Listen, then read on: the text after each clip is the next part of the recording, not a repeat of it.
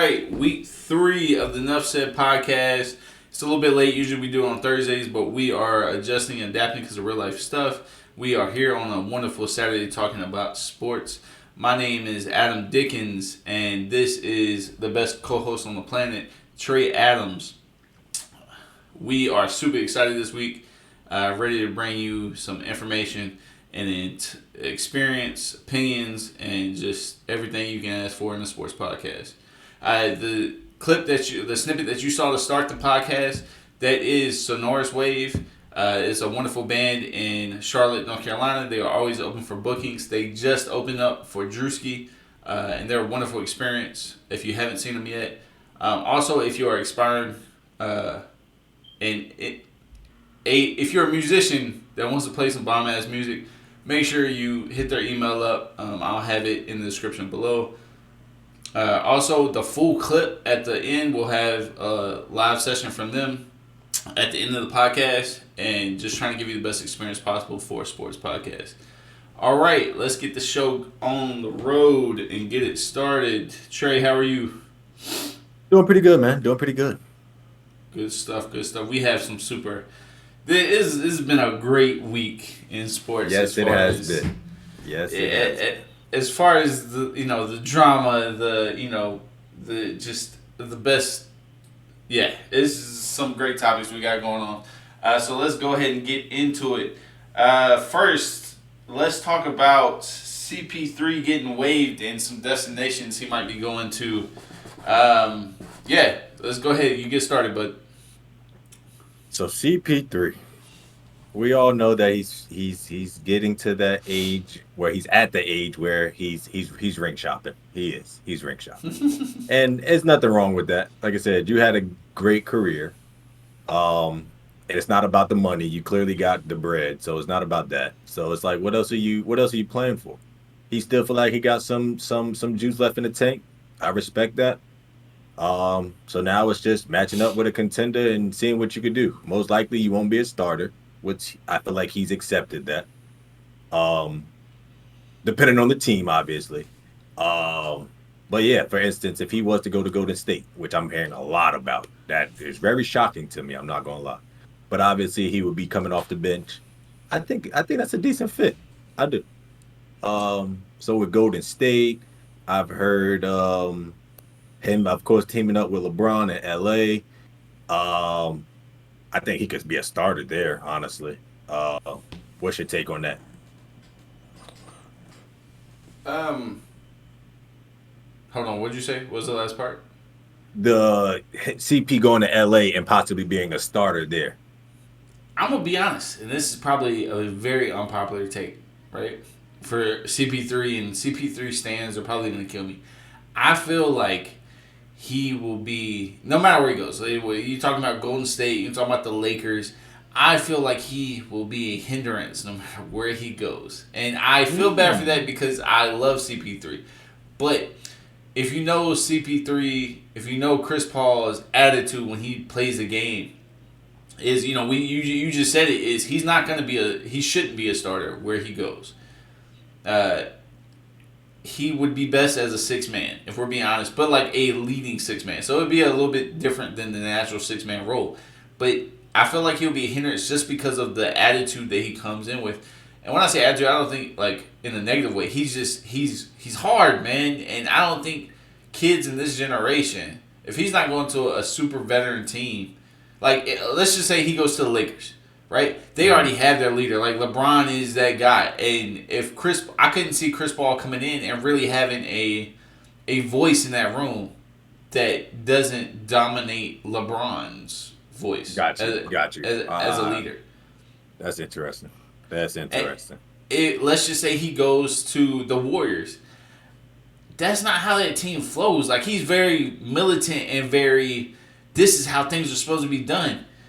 No, man. Like, the Warriors already have their culture and input. I don't think he can go to a place like... I mean, it might help him personally. I think him going to the Warriors would be great for him personally as far as him loosening up a little bit. But as far as his personality playing basketball, I don't see him accepting and being okay with a 6-man role and still thinking he's gonna have a voice like he did for the Suns, and to me it just doesn't make a lot of sense. Any team maybe the Kings. I think the Kings need a vocal leader because De'Aaron Fox, he's a great player, but he's not that guy as a leader. But I think that would be a great spot for him as a six man and still be able to give some input and add basketball wise and add leadership wise. That's probably the only place. But any team that's already got like a veteran core already stuck together, I don't think he could add to that team. Ah, that's interesting. I like the whole that team. I'm trying to think of any other teams that I possibly heard reading reports. But obviously those were the main two. But like you said, thinking of a team that has kind of a young presence that needs that leadership. So when you think of those teams, you think of, like you said, Sacramento. I think that would be a good fit. Um, Possibly, but they already got a backup point guard, like Cleveland, for instance. They got Ricky Rubio already there. But some like a young team that needs that leader and, like you said, that voice for the playoffs type.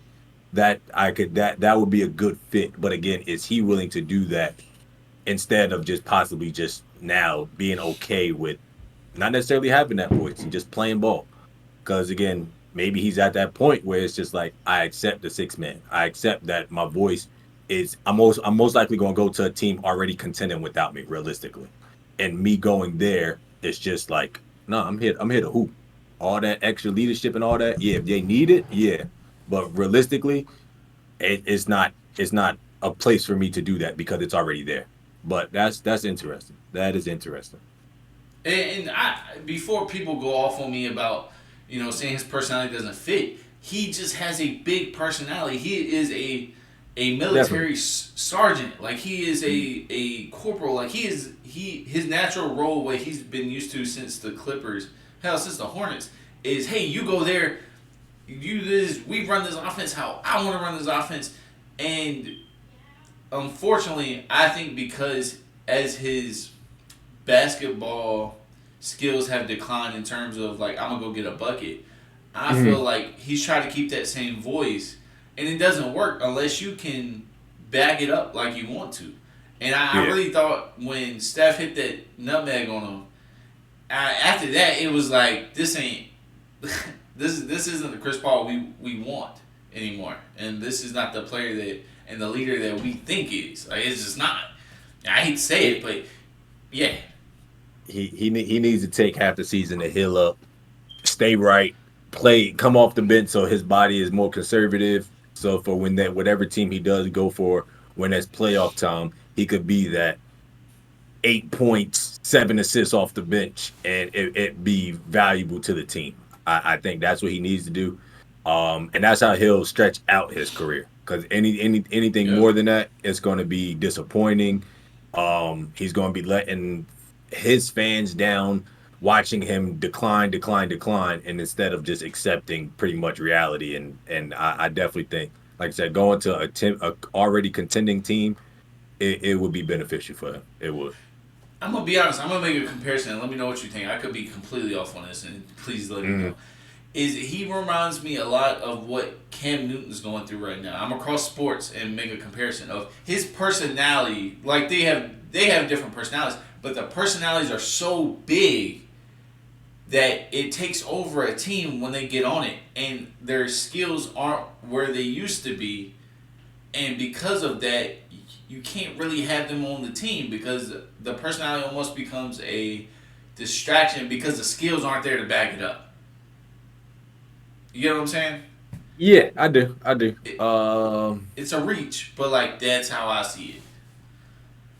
I don't think it's that to that magnitude. I don't think it reached completely because Cam was just drama. He was extra. He like well now he is not even before and now he was extra. Cam but again when in regards to their like you said their leadership roles, I could see that. I could see again his role, Chris Paul's role, colliding with whoever he goes to because of how he probably would want things done, and that's where the conflict will be. I definitely I could see that. I could. The Yeah, only other yeah. person I feel like it wouldn't happen is freaking LeBron. Again, it's just LeBron. I feel like he'll duct tape his mouth shut and keep it moving. I feel also, let's just say Chris Paul goes to the Lakers, right? I feel Mm, like we're seeing Dwayne Wade in Cleveland again, man. And I don't want to see this for CP3. I honestly think Chris Paul should retire. Like, I still think he can add to a team, but, like, I just don't want to see this version. Like, to me, I didn't like what I saw with the Suns this year. And maybe it's agreed. because Kevin Durant just, Came out of kind of nowhere. came out of nowhere and just took over.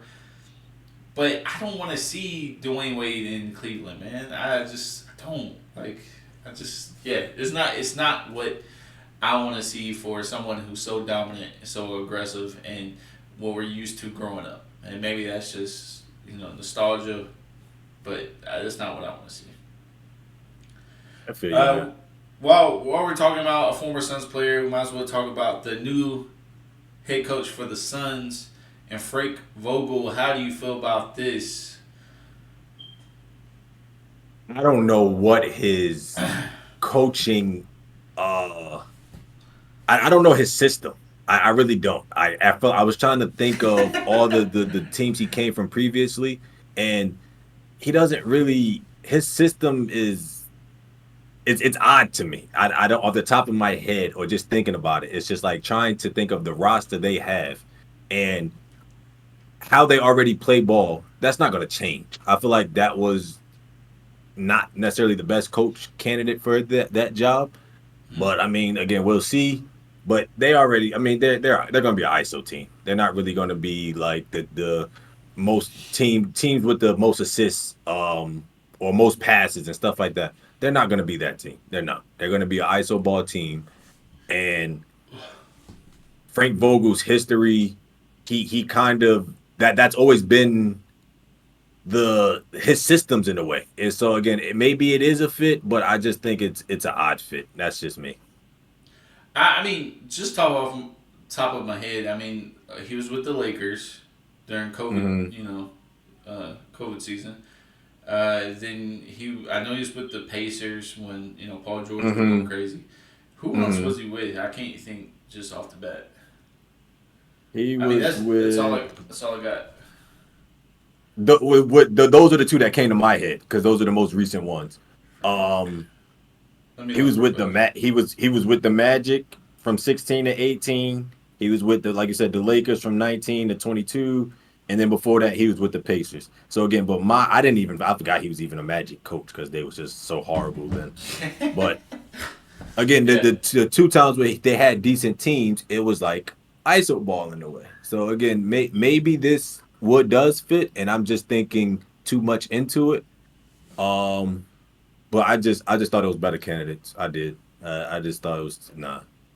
Well, I think if you really want to look at what the most common denominator we've seen when he's had success, so he had success with the Pacers, or what you would want to call success, and then Frank Vogel has success with the Lakers, right? So Mm-hmm. no matter where he went and had success, he had a dominant small forward, right? But a lot of people forget Mm-hmm. those Paul George days where he was giving LeBron, the work night to night in the The playoffs. buckets. Uh-huh.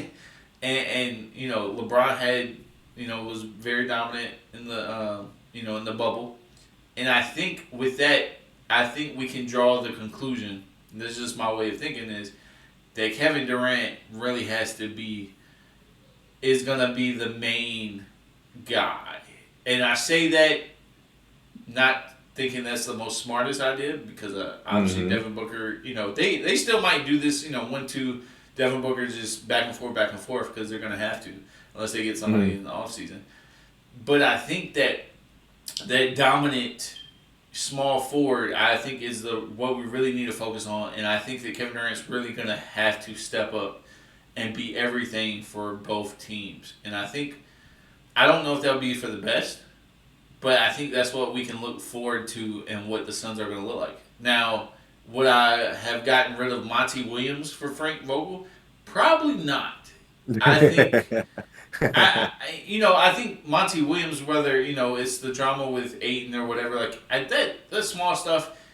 that needs to come. That needs to be handled by front office, and Facts. that needs to get nipped in the bud, and people need to be put in their place. And by people put in their place, I mean DeAndre Ayton. But that small stuff you can work around. That's stuff that relationships like you can fix that. What you can't fix is having Frank Vogel, who's not necessarily a player's coach. He's more of a nerdy X's and O's type of guy. Yeah. Whereas Monty Williams, he wanted to talk to Chris Paul, and see how his kids have been doing. And this is what Suns players have said before. I think he cared about his players as a person. Not saying that Frank Vogel is a soulless coach, but him also being a black coach, he could relate to his players just a lot more than I think Frank Vogel will. And I guarantee you that if you would have saw Kevin Durant's reaction, and you would have saw Devin Booker's reaction when they found out that Frank Vogel was getting hired, their eyes were probably rolling in the back of their head, and they're not looking forward to it. And he was scratching the rest of his.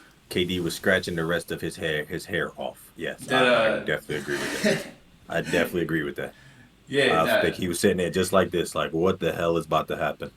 I personally, again, just as looking way too much into the future for their roster. I think they should move D-Book to the 1 and force that, because again, seeing that in the playoffs and him getting assists and them needing to more space, I don't think they're going to find a 1 that's going to truly fit him and him being Devin Booker, him and KD's style of play where they can still get the ball. I think if they just better off sliding him to the 1 and getting another shooter to spread the floor so that D-Book and KD can go to work. That's just me. I would force that issue because we clearly see he can play make. The dude was putting up damn near 10 assists in that series like it was nothing. I mean, he had the ball 24/7, but that shows he can play make. If he expands that game, I think they could do something. I do. Well, I definitely agree with you. I would with Devin Booker going to the 1. This is how, if I had it my way, this is exactly how it would work. Is you put Book at the 1, KD.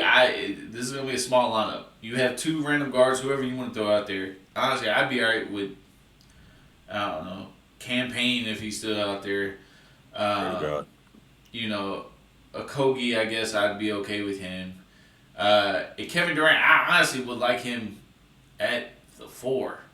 But if that happened though, I would want him to play more of a defensive role, kind of like what he would Golden State. But the thing is, I don't think KD's willing to really, at his age and where he's at right now, I don't think he's willing to put the elbow grease in to really. He ain't doing that shit. He ain't doing that shit. I know he won't, but that's how it should be. If they really want to win a championship, that's exactly how it should be.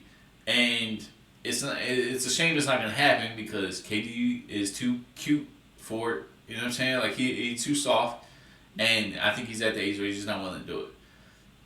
But that's what I would do. The Booker at the 1. I think he showed in the playoffs that he can do it. It's possible. We don't need CP3 to hold the ball, and that's the fact. That's I agree. Fact. I do that. So let's go ahead to the next topic and let's talk about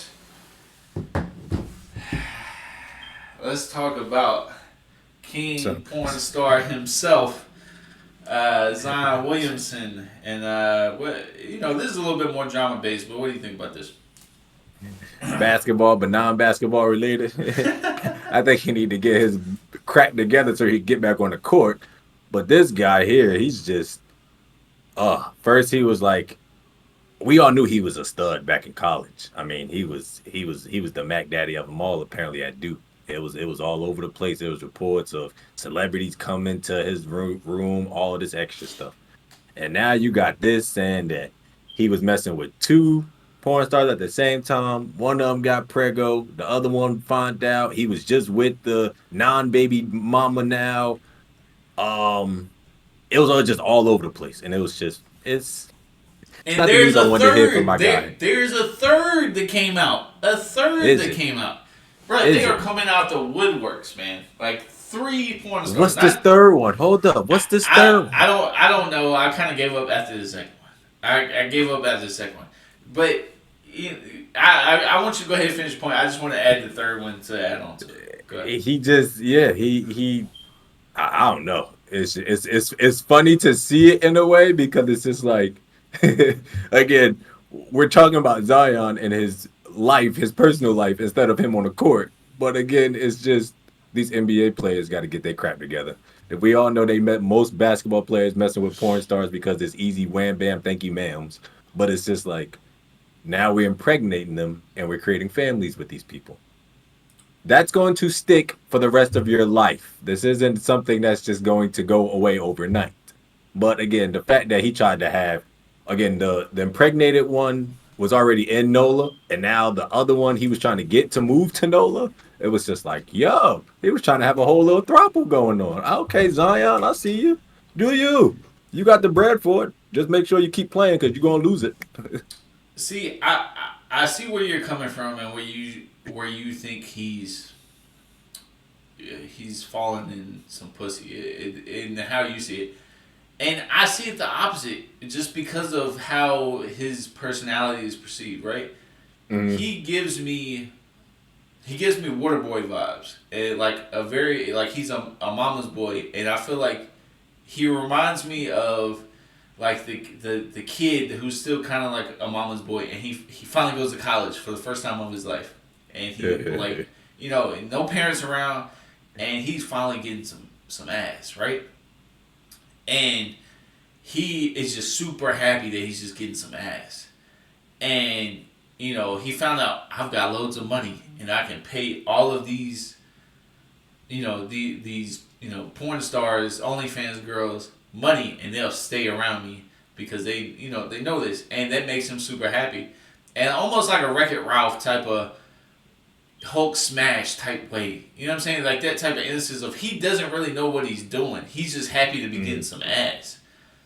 And that's what it reminds me of. And I think he's just going going with the flow and he's like, oh, but smash. And that's what Zion thinks like. And I think, I'm gonna be honest, if you go off the tweets, the Mariah Mills, I'm not familiar with her, but based on the tweets and how they came off, they seem like they could seem kind of fake. First off, why would you, if I'm Zion, why would I make, unless he's completely dumb, why would I make a Snapchat with my complete name on it? yeah, yeah. Come on And, now. but at the Come same on now. time, he doesn't seem like the smartest guy on the planet, so it seems like he would do that. And then it seems like he's so dumb that he would be like, how much money do I need to pay you to stay around me all month? That's his personality. That's what he seems like. He seems that airheaded sometimes. The He said dumb he jock. said he don't got the game in him. He don't got the game in him. He just I like you don't think said he's the least player, and I think if more proof, if you want to go to his outfits that he wears and people bash him for his outfits, I think he doesn't have, he's that dumb jock who thinks, and this is how it used to be when he was at Duke or when he was in South Carolina or whatever, of like people, he's so used to people thinking he's the guy and the man, and he doesn't really understand like these are grown people. Like these OnlyFans girls are gonna scam the hell out of you. And he thinks he's the man. He thinks he's getting all this, ass, and he's, what I'm saying, he's finally getting a taste of what a superstar feels like yeah. without being on the court. And if we want to bring it back to how he was on the court, or lack thereof, he's getting all the benefits without producing the product. Facts. And because Zion's doing that, again, he just seems airheaded and dumb. And people can call me a hater all they want, but you can't tell me based on his quotes and the things he says and the way he dresses and the proof that the Snapchat messages don't seem like he's a simp and he just really wants some ass. Like that's just the truth. I mean, maybe I'm tripping. Go ahead. Tell me Nah, what you think. that man, he just I mean, she ain't freaking 2 3 months neither. It look like she kind of far along if you look at these pictures. So I mean, at this point, it's just like It's your life, dude. You. This is your bed. You laid in it. So And I mean, that's the other thing is like he's so dumb. Like you don't think this stuff is gonna come up? Like think about all the NBA players that we know of, right? That might have got somebody pregnant or had. I'm sure been through these situations, mm, and he's the one where all this stuff comes out. That tells me something. That tells me you're dumb. Like you are stupid and not. I think the perfect word for Zion Williamson is naive to be able to let this stuff come up. And I'm not trying to attack him as a person, but it seems very naive based on the text, based on what we know between this stuff coming out. mm, It seems super naive, and his mom, or I'm assuming he's very close to his mom. I can guarantee it right now. He's very close to his mom. But if he's got a dad or his family members, whoever, a man needs to go in like, son, you have to stop thinking with your third leg, all right, and start using. smack him back to reality. Like, but again, it's Bring him happening. back to life. So it's happening. So with that being said, look, Zion, my man, if you go get this throuple, you the man. Make it work, homie. That's not gonna happen. That's not gonna Make happen. it. Look, Stop listen, I making got dreams. Stop faith making in. dreams. I got faith in my man. If anybody could do it in the NBA, it's Zion, No, man. Come no, on, no. come See, because on. this is what the OnlyFans girls think is if they have to share him, they also have to share the money. And again, a man needs to come up to Zion and tell him that he has to stop thinking with his third leg and at least start using his other two legs on the court. And he has to have that product, or else these He did OnlyFans not girls, say that. these OnlyFans girls and these porn stars, whoever he's talking to, will all go away when that money disappears. So how many can you pay for months and months? He has to have the product on the court, or else the OnlyFans girls, the unlimited sex, I'm sure he getting the hotels, all the women that he thinks loves him for him is all gonna disappear if he don't get this stuff squared away. But a man has to come and give him that message. And that's just again, that's opinion based. But You know who'll be perfect to tell him that? Shaq. Shaq would be perfect.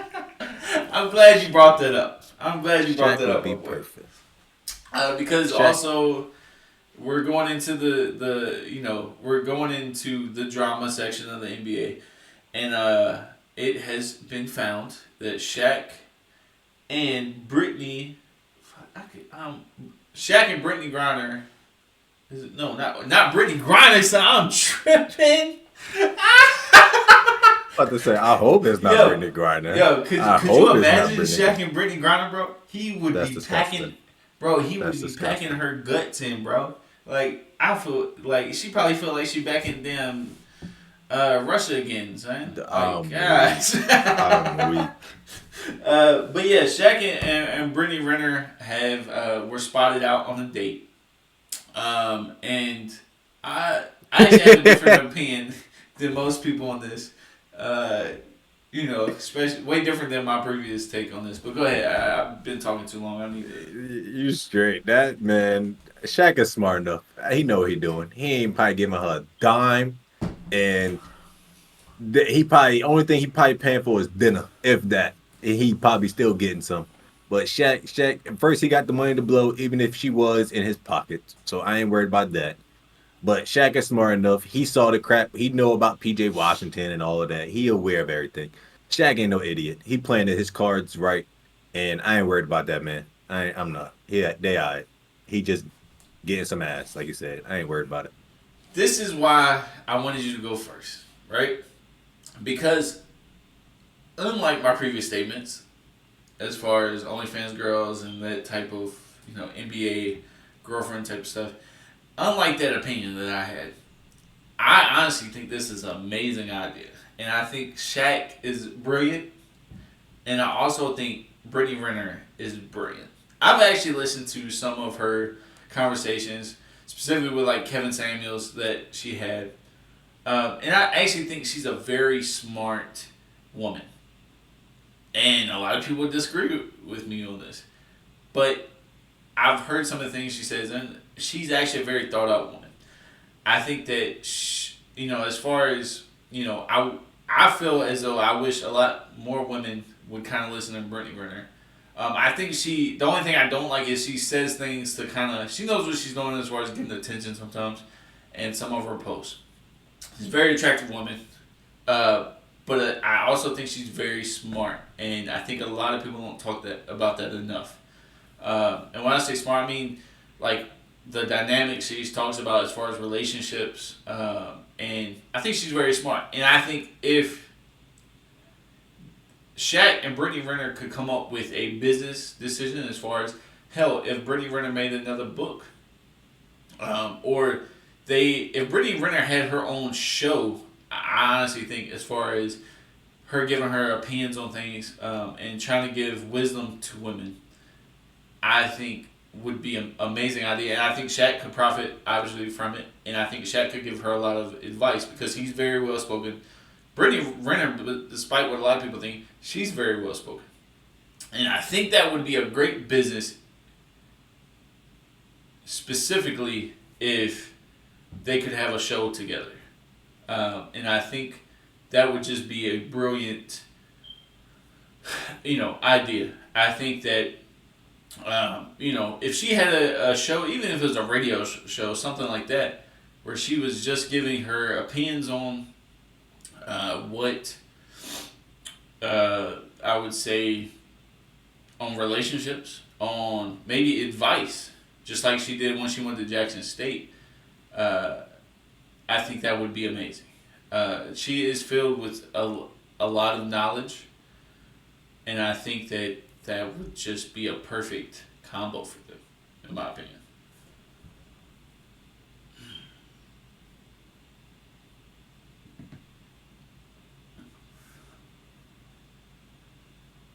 That is wild. What happened? You straight? My whole internet just went kaboom. It's alright. It's cool. It's cool. I literally stopped talking for like 10 seconds, so you good to go.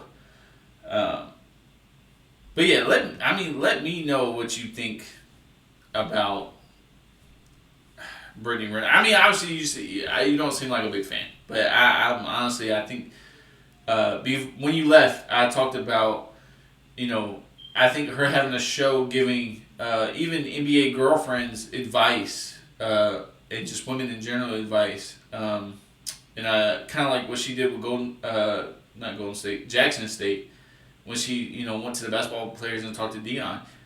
I think she has a natural talent for speaking and just talking about those relationships, and fame and how to deal with that. I've been wanting her to have her own stuff for a long time, because I feel like she is smarter than the generic, OnlyFans, NBA thoughts. Like I truly think she has a place somewhere. I'm glad you think so. Somebody has to. 'Cause- no, total opposite. No, and honestly, just hearing her name makes me sick. I'm just sorry. It's just nothing you could possibly say to me. You can justify your actions and how you think and all of that. Kick rocks. I'm sorry. I don't even. Hey, do you know who Jessica Tay is? Who? I don't know. A girl named Jessica Tay is in the chat. She said, "Hey, what's up?" Jessica Tay, we don't know who you are, but we're glad to have you. I hope you find this this to be a great conversation of us bashing NBA thoughts and OnlyFans stars. So, yeah. So, we got the drama stuff out the way. We got the small subjects. Let's talk about what we're really here to, really here to diagnose and analyze, which is the NBA Finals in games 3 and 4. I'm just gonna talk about it in general, but go ahead, give me what you got. Man, I told you how this is playing out. I told y'all from day one. I told y'all, superstars gonna be superstars, and if you got them, you got them. If you don't, you don't. These little role players and all that. That they don't really dictate what's going to happen. They have a role, yes, but they don't dictate what's going to happen in these games. And Big tripping. Again, big tripping. Go ahead, man. Keep going. Them superstars going to win you the game, and I'm taking Joker and Murray every time. I don't think Jimmy has enough in his tank. That Hemi buckets and all of that is dying very, very slowly. They're getting very quiet, these Miami Heat fans. They had Denver, I said us, excuse me. They had Denver very worried after that first win in Denver. And then they came back and they shit the bed. Not pissed the bed, they shit the bed. This is over. This is exactly why you're wrong. Okay, and I'm gonna tell you this right now because you're assuming when I say role players that you're thinking I'm just talking about the Heat. Yes, both teams have role players, and I wasn't gonna say. I said that role players were the reason why a team is going to win or just do better than the other one. And if we're being honest, yes, it starts with superstar players with Jokic and Murray, and they get things going.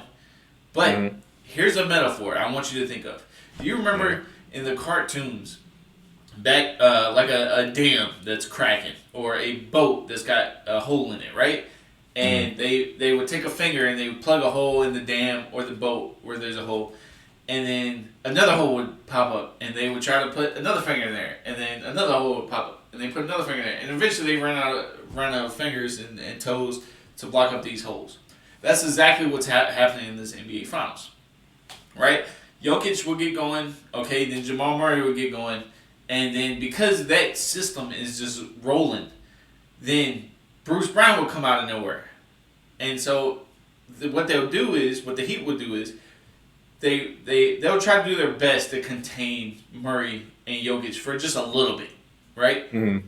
But then, they've already got so much allocated to stopping these star players that it allows the Bruce Brown, it allows the KCP, it allows the Aaron Gordon, who is showing out these last couple games. That hole will start, water starts spraying, and you can't stop everything. And then it comes back to the superstars because now you're trying to stop Aaron Gordon. And you're trying to, stop these just straight role players that you wouldn't think twice about.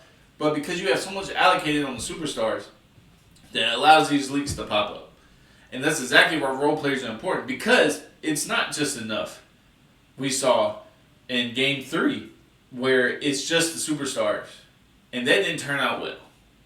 No, Game 2 didn't turn out well. Where it was just the superstars. And the role players didn't do that well. It wasn't enough, and the Heat won.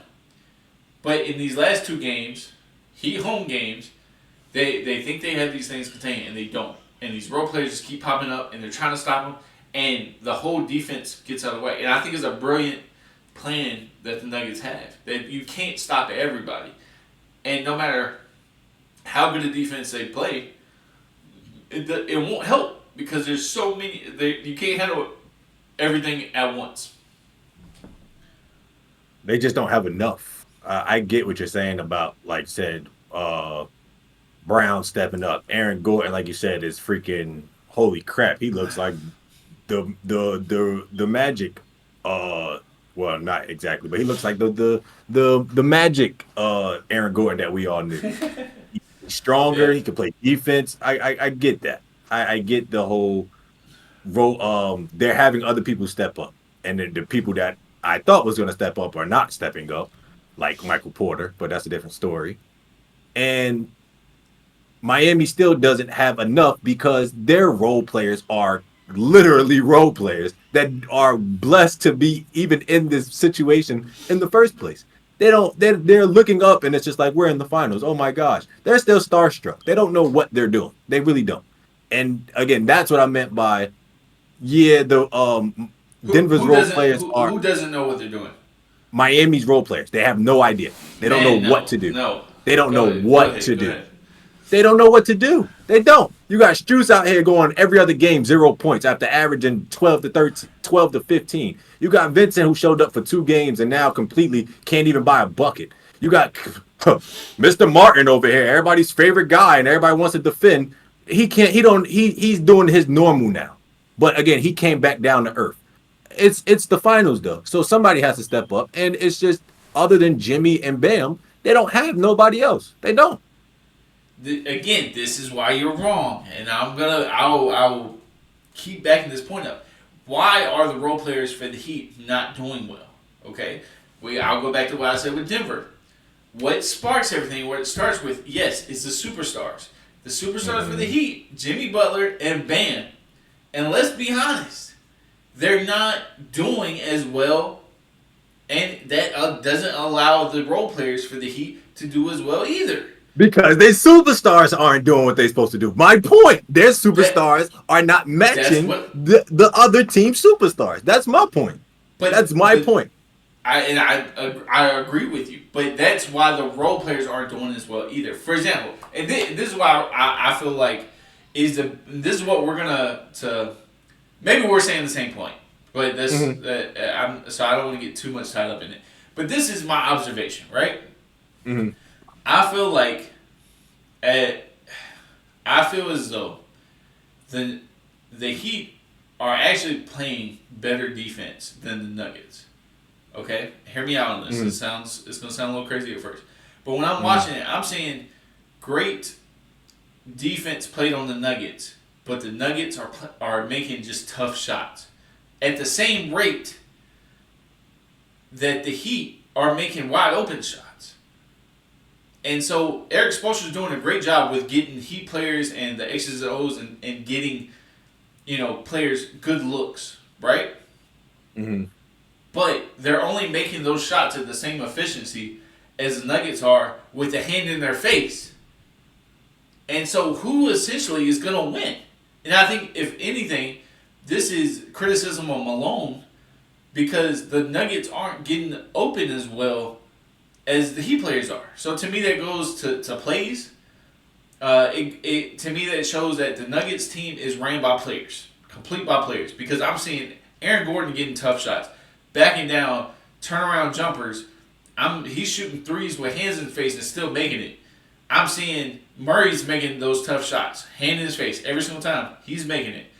Jokic has been doing Jokic things where it's a hand in his face every single time. He still hits a post move. I don't even know why he hits the post move because there's a hand still in his face. He's still gonna make the shot. It doesn't even matter. It doesn't even matter how good the defense is that the Heat plays, because the Nuggets are trained and good enough to just make tough shots. So it doesn't even matter for the Heat. Because, again, they're playing nice, organized defense. It's great. But they're shooting, again, the efficiency that the Heat are getting on good looks is the same as the Nuggets with hands in their face. And so that's what we're going to go to, essentially, is that there's no one on the Heat side that can make tough shots besides Jimmy. And even he's not doing it at a good rate. Agreed. And so you're grinding away, and it feels like it's almost like quicksand. That's what it reminds me of. Hopeless. Is it doesn't matter the defense you play because they're still going to hit shots on you. No matter if you play perfect defense every single time. Hopeless. And this is why the Heat don't have a chance. It's hopeless. Just like you said. They just don't have those tough players. I would say Duncan Robinson did a good job. He's been doing a great job all series, and it's that kind of makes me question the Heat all season. And I bashed him at the start, but he has been playing great as a role player. And to me, he was putting in work. I felt like nobody last night really wanted the ball for the Heat.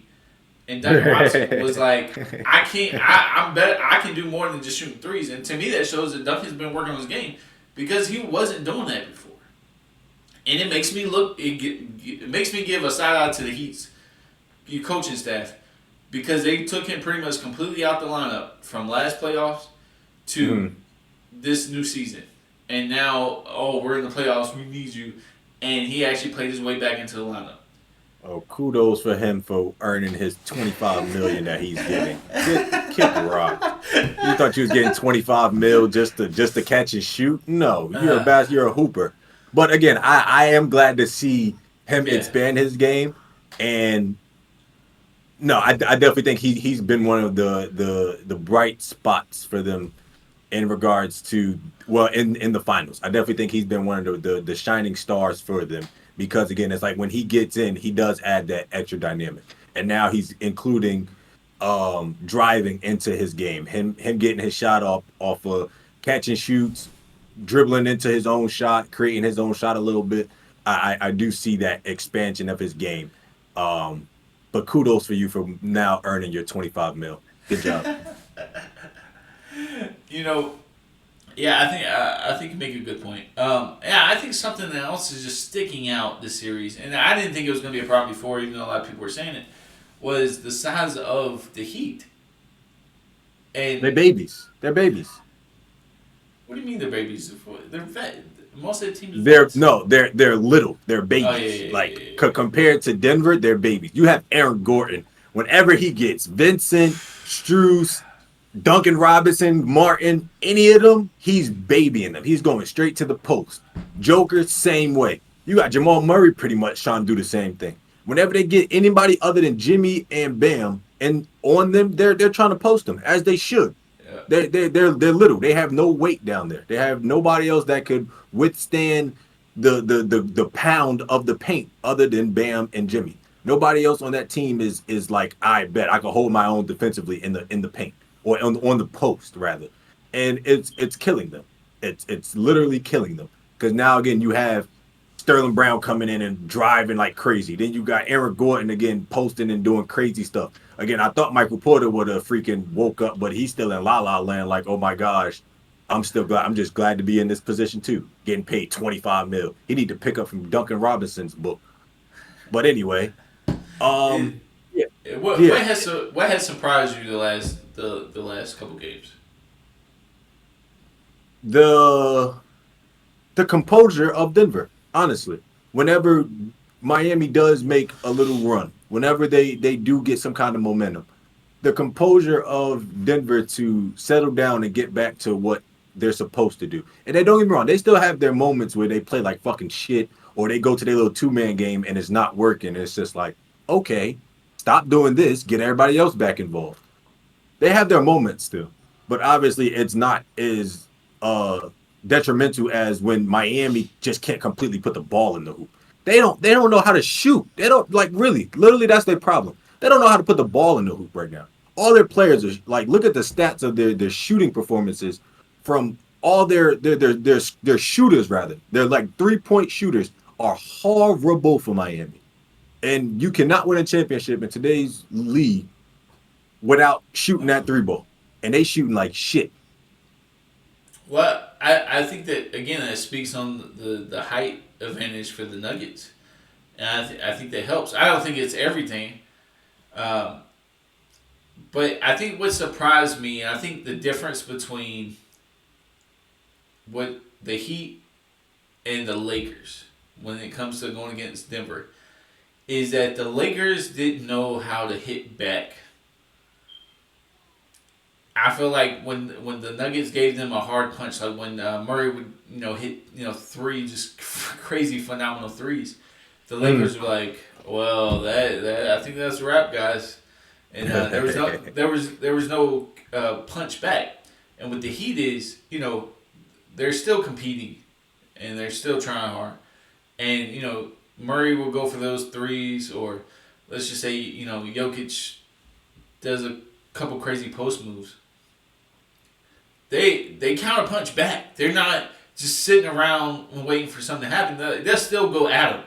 They're still losing at a consistent, like they just don't have it, but they're at least trying in the efforts there. And I think to me that shows that the Lakers were a little soft as far as mentality, and I think that's the difference between the Heat and the Lakers, is that the Heat will punch back, and I think that's what made this still a somewhat competitive series. Like it's not blowouts, every time, but there is still a clear difference between what both of them can do.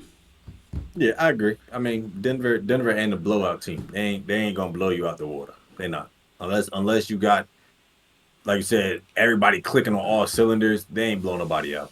They gonna win. They gonna win by 9 to 7 to 15, but they ain't really blowing you out 20, 30. Nah. And like I said, they have heart. I give them that. They have heart. But sometimes heart ain't enough. They've been watching too many damn Rocky movies. That shit ain't enough sometimes. Sometimes you're gonna get knocked down and you're gonna stay the hell down, and that's what the hell is about to happen. Is that the video that Spoelstra showed between when they won the Eastern Conference Finals? You know the video I'm talking about when they asked. Yeah. All right. Well, the wonderful thing about having a sports podcast show is that you get sponsors because people want to they want to get some exposure, and so because of that, we have our first show with sponsors. You heard from Sonorous Wave to start the show off with. Next, we have Dreadsock, and here is a message from the best hair care in the game, Dreadsock. Here you go.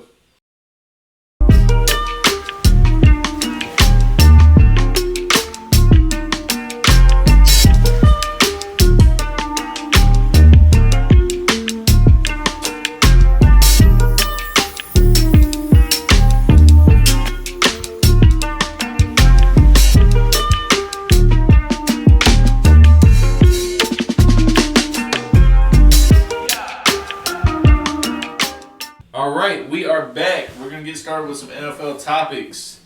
Trey, what do you got for me? Minnesota. We're heading up to Minnesota. Well, getting away from Minnesota with Dalvin Cook. He was released yesterday. It was started off Thursday saying that he was going to be cut. It was made official yesterday. And now his possible destinations being his hometown home state of Miami with the Dolphins. As well as, and I'm excited about this, as well as the Broncos being a potential suitor. I do think he's going to go to Miami because that's just home for him. But if Denver can make a splash, no pun intended, that'd be great. I know you're hoping for Denver. It's not going to happen, though. You guys still need to give Williams a chance. But this is what I'm saying. There has been a lot of bashing Dalvin Cook, specifically on TikTok. There's a creator named Theo Ash, and he's been completely just pretty much saying Dalvin's trash. I know you're not a big TikTok person, but to me it pisses me off when people they want to overanalyze stuff, and they just want to stand out, and so they say some crazy stuff. And they'll bring these advanced stats out that they think are going to make them look so much smarter. I like to call them like wannabe JJ Reddicks. That's what I like to call them. Oh, but that's besides the point. I think Dalvin Cook, he had a 1,000-yard season last year, almost 1,200 yards rushing. I love watching him play because at any point he can go off for 2 touchdowns, randomly, and I think he really helped that Vikings team to keep a good rush pass balance, and I think they want to obviously go in more of a passing forward type of offense, especially with Addison and Jefferson. That's clearly the way they want to go, and I guess stick with Kirk Cousins, but. Whatever. Bullshit. Why? Why? It's, they want to stay completely average. That's the point. Dalvin Cook, I still think is a great back. He's still one of my favorite backs to watch. He can do everything. He's not great at goal line rushes, but he can do it. He put the ball, and he had 8 touchdowns last season. At rushing touchdowns. Not even talking about his passing touchdowns.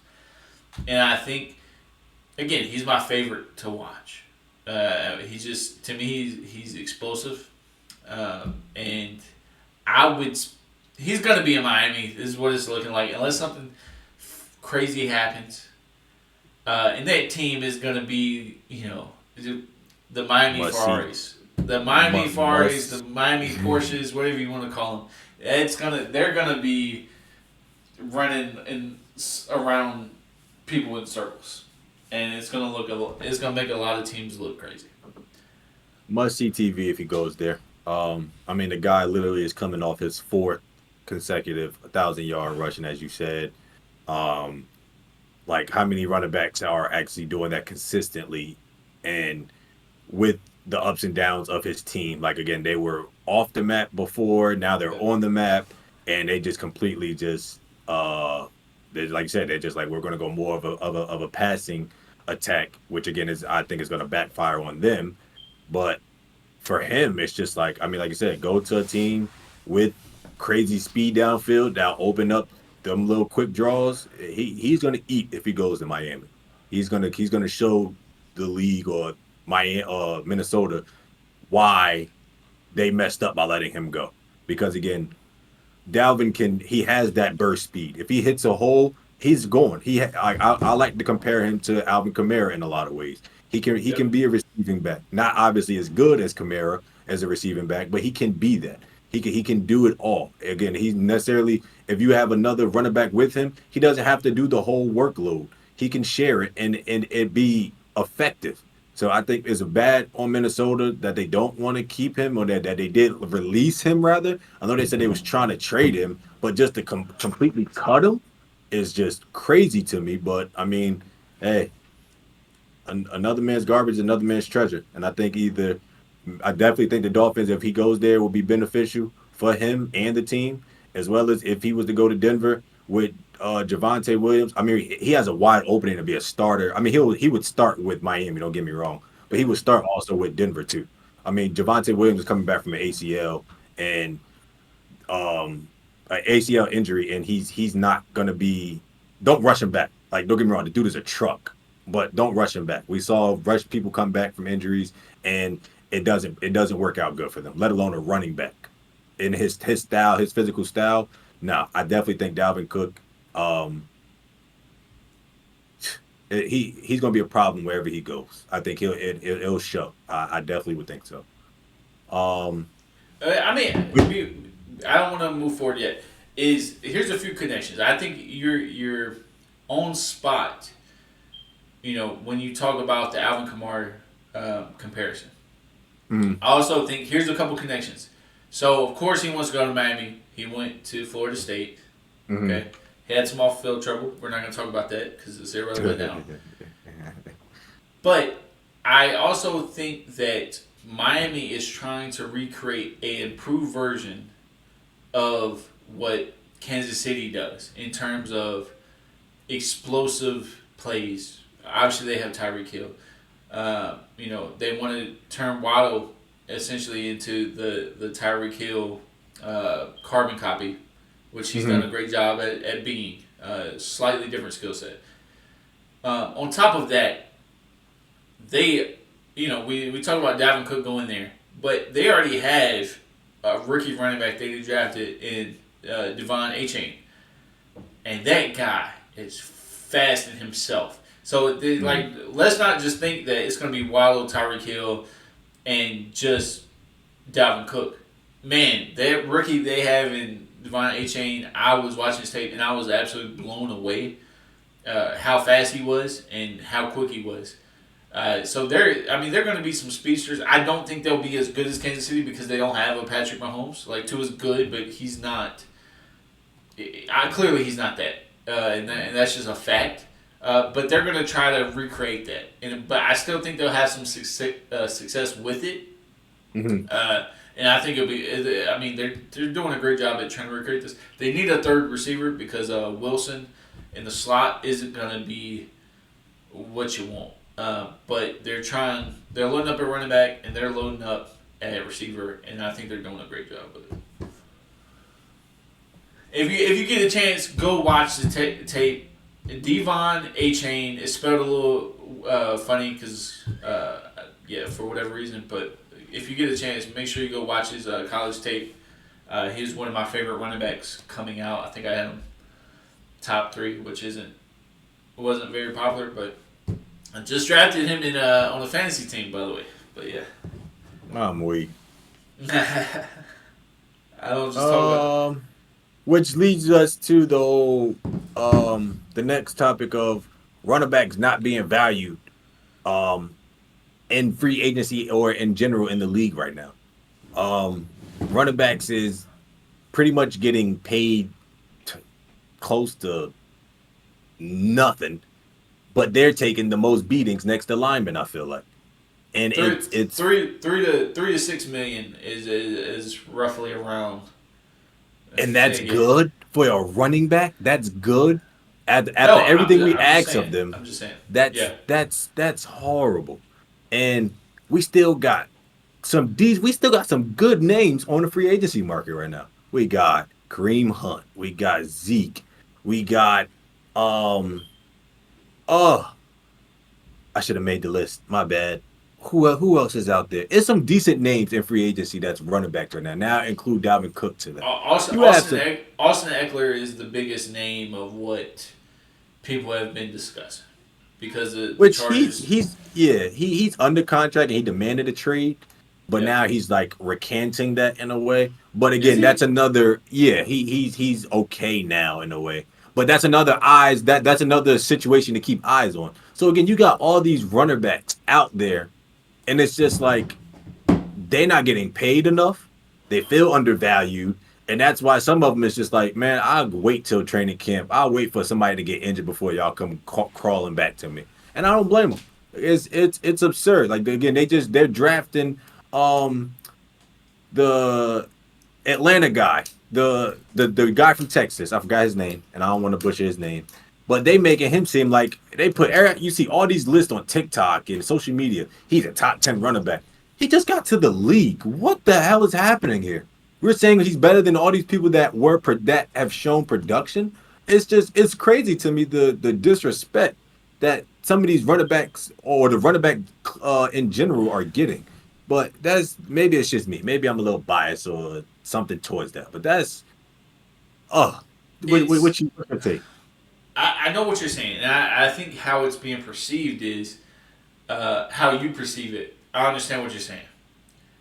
The problem with it is when you have a position that has so much turnover, Mm-hmm. people are valued less. For example, I'm not bashing fast food workers, but McDonald's fry cooks or cooks in general, there's such a high turnover, or Walmart employees, okay? Let's just be honest. They aren't being paid what they probably should or what they feel like. And so there's a high turnover. For the turnover in the NFL is injury based, or we can pay somebody cheaper. And that's the truth. Is that when we were growing up, we saw all these great running backs. And, the running backs are the popular, let's be honest. And so we saw these great running backs coming up. And so there's still a delayed effect of running backs that are coming out of high school who want that type of transition and fame and expect to get that in the NFL. And so with the pay not being as high, essentially 5 to 10 years down the road, or we might be going through it right now, just because this running back class wasn't that good in the draft.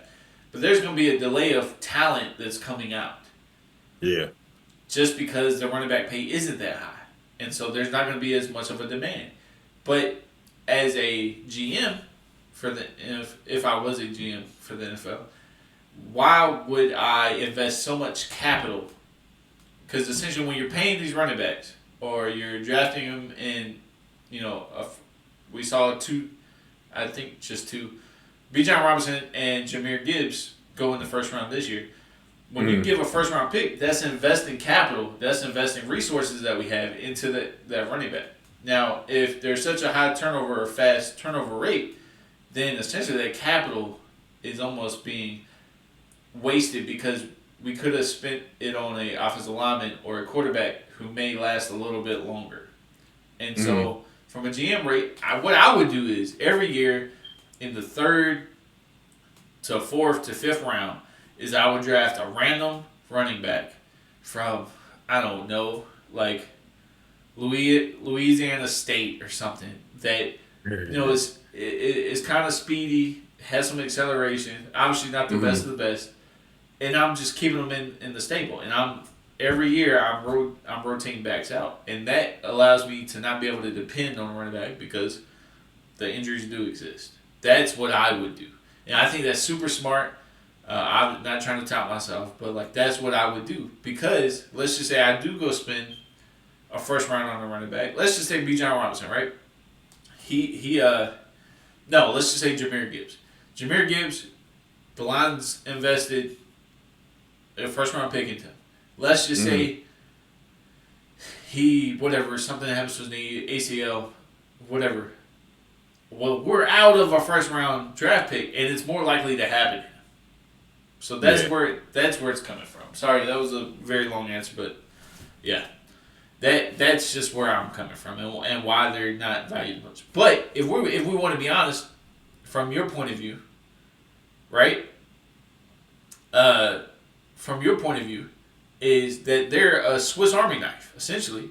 Like, if we're being honest, based on the production and value of what they add, tight ends and running backs in today's league should get paid so much more, right? Yeah. Because they can do both things. Well, more than both things. They can catch, they can block if you're a tight end. If you're a running back, you can run the ball, you can block, hopefully. Yeah, hopefully. Yeah, right. And you can catch passes. Yeah. And to push it even further, I know this is a long drawn out answer, but to push it even further, it's such a running back by committee now. There's no way I can afford to pay $6 to $9 million to 3 different running backs. To share that, yeah. Yeah, that's valid. That's valid. If you're only getting 20, let's just say each running back is getting 15 to 10 touches, because that's realistic. If the Ravens backfield, I think 2 running backs each get 10 to 15 touches, and you got one that gets 5. Mm-hmm. How can I pay you for 15? Other than that, you block it. That's all you're doing. So what can we really do about that? Because I can't pay you higher than what you're doing just because of your production is limited. I'm starting you out at a disadvantage because you only get 15 touches a game. True. That's valid. That's valid. I get what you're saying. For someone that has to do or has to be able to do everything, but only gets 15 touches a game, it's pretty effed. And I wouldn't want to be a running back coming into today's NFL. I wouldn't. It's too much. Next we got Madden. We have the new cover guy being Josh Allen. Woo. I hope this curse does not continue and all that other bad luck crap with the Madden cover people, because I actually like Josh Allen. I think EA needs some work to do on their games, but this is their make or break year, and they put Josh Allen on the cover. So, congrats to Josh Allen on that. I'm gonna still buy Madden, but I think I kind of know what to expect because it's a remake every year. I'm sorry. If you could choose someone else, I know you said you like Josh Allen, but if you could choose someone else to be on the cover, who do you think deserved to be on the cover, or you would want on the cover? Or he could be perfect. I mean, I would say Patrick Mahomes for a third time. Nah, Justin Jefferson, one of these young bucks. Bucks. Justin Jefferson, Jamar Chase, even Joe Burr. I'm alright with that. I would say it's too soon for Sauce. Of course, I would say somebody like Patrick Surtain. I got to go with the home guy. You know what I'm saying? But it's somebody young. I feel like they did the right thing by trying to keep the cover fresh and all of that. So they got a good take on it. But my number 2 person would have been Justin Jefferson. I think that's a great point. I think Justin Jefferson would have been great as a cover. I think that Joe Burrow, would have been. I think he'll probably be next year's cover, if I'm being honest. I'm a big Joe Burrow fan, man. I'm right there with you. I think business-wise. I didn't say all that. I didn't say I was a Joe Burrow fan. I did not. I would never say that. I know. I am. I'm a big Joe Burrow fan. I'm all for him. I actually like him a lot more than Josh Allen. But I think business decision-wise, it was a great choice for Madden. Just because he has the second on the pecking order of the Jack Harlow crossover effect. And I know this sounds super weird, but the crossover appeal that white people obviously love Josh Allen. Mm-hmm. And there's a large portion of black people that fuck with Josh Allen too. Because he's not this standard corny quarterback. Like he's like this new age, hip running. Quarterback. Yeah. That is coming into the. Go ahead. You was about to say something? No, you good. I agree. I agree with you. What you're saying. And he's like the new age. I can run and pass, and he's a quarterback that a lot of people would like to play with. He is the standard Madden quarterback. He's got the crazy arm to launch it down the field. Everybody wants to do in Madden, right? He can also run somewhat, in a game like Madden.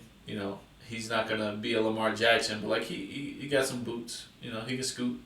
And he just has that crossover appeal where a large portion of a lot of white people like him, obviously. He got the swag, man. He got the swag. He got the swag. You see him with the visor, with the color visor in practice. He got the swag. He carry himself like it, and that's what you want out of your quarterback. Let alone, like you said, it's that crossover effect. On top of that, is it's fine. It's fine. He's no Joe Burrow, right? But he's pretty damn cool. Right? Stop it. Stop it. Josh Allen's cool, but he's just no Joe Burrow when it comes to being cool. If you're going to sit there and tell me Josh Allen don't got more swag than Joe Burrow, you crazy. Okay, if we're gonna do a swag ranking, okay, Joe Burrow is blowing Josh Allen out. Oh my God! Here we go. The water, okay. There's no competition. We can talk about this another episode. You're telling me Joe Burrow has more swag than Josh Allen? You're crazy. I can guarantee you right now, right? For the people listening, if Joe Burrow goes up to your mom and slaps her on the ass, y'all wouldn't say nothing. I'm telling you right now. If anything, you probably want Joe Burrow to be your stepdad. And I'm being honest with you. You want Joe Burrow to be your stepdad. It's just what it is, man. Guy's just fresh, man. I can't, he's just got this presence about him. Oh my God. Maybe I'm right. But that's because he's fresh out of school. That's why. No, he's fresh out your mom's cooch. Okay, that's what he is. That's what he is. Okay, he is. That's a bad man, man. This will be a trend. I'll keep bringing it back, but Joe Burrow is that guy. But yeah, I mean, I think you got anything else to say on that? Are we good? Nah, I don't. Just congrats, Josh. Well deserved, and I hope you continue to play well and don't let EA curse you. Absolutely. Hopefully, we hope Josh Allen. We hope you don't get injured. This is probably one of my favorite episodes that we've had so far. I had the most fun doing this, and it's time to wrap this up. I'm super glad we did this episode on Saturday, even though it's not our normal schedule. From me and Trey to you guys, thank you guys. Keep supporting the episodes. We're going to keep pumping clips out. Make this show as entertaining as possible. Don't forget to watch Sonora's Wave at the end of this video. Really great band. Again, hit the email if you need to book them for weddings or any big events. Like I said, they opened up for Drewski like a month ago. Super great talent. And again, we're trying to bring you experience, not just sports entertainment. And that's just what it is. And I think we did that today. Trey, you got any last messages? Nah, just continue to follow and spread the news about Nuff Said. The more the better. The more the better. Appreciate y'all.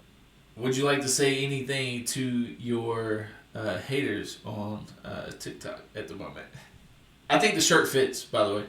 It definitely does. I wanted to stress that enough. But God loves y'all. All right. That's it for episode 3 of Nuff Said. Again, make sure you check our sponsors out, Sonora's Wave and Dreadsock. That's a wrap, guys. All right. Peace out.